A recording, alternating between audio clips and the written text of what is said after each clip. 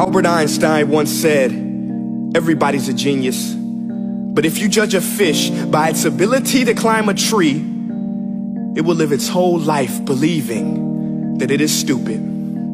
Ladies and gentlemen of the jury, today on trial we have modern day schooling. Glad you could come. Not only does he make fish climb trees, but also makes them climb down and do a 10-mile run. Tell me, school, are you proud of the things you've done?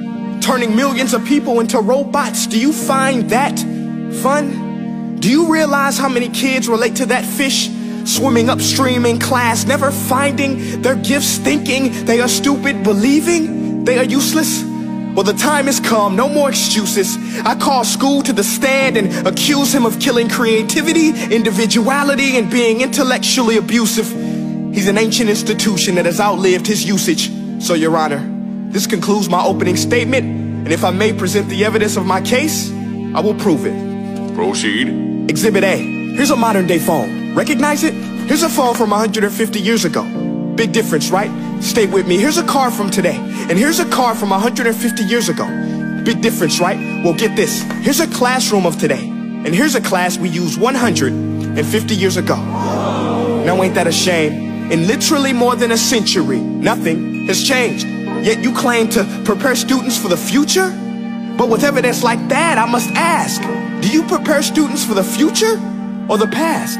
I did a background check on you and let the record show that you were made to train people to work in factories, which explains why you put students in straight rows, nice and neat, tell them sit still, raise your hand if you want to speak, give them a short break to eat, and for 8 hours a day tell them what to think. Oh, and make them compete to get an A letter which determines product quality, hence grade A of meat. I get it. Back then, times were different. We all have a past. I myself am no Gandhi. But today, we don't need to make robot zombies. The world has progressed. And now we need people who think creatively, innovatively, critically, independently, with the ability to connect. See, every scientist will tell you that no two brains are the same. And every parent with 2 or more children will confirm that claim. So please explain why you treat students like cookie cutter frames or snapback hats, giving them this one-size-fits-all crap. Watch your language. Sorry, Your Honor, but if a doctor prescribed the exact same medicine to all of his patients, the results will be tragic. So many people will get sick, yet when it comes to school, this is exactly what happens. This educational malpractice, where one teacher stands in front of 20 kids, each one having different strengths, different needs, different gifts, different dreams, and you teach the same thing the same way? That's horrific. Ladies and gentlemen, the defendant should not be acquitted. This may be one of the worst criminal offenses ever to be committed. And let's mention the way you treat your employees. Objection. Overruled. I want to hear this. It's a shame. I mean, teachers have the most important job on the planet, yet they're underpaid? No wonder so many students are short-changed. Let's be honest, teachers should earn just as much as doctors, because a doctor can do heart surgery and save the life of a kid, but a great teacher can reach the heart of that kid and allow him to truly live. See, teachers are heroes that often get blamed, but they're not the problem.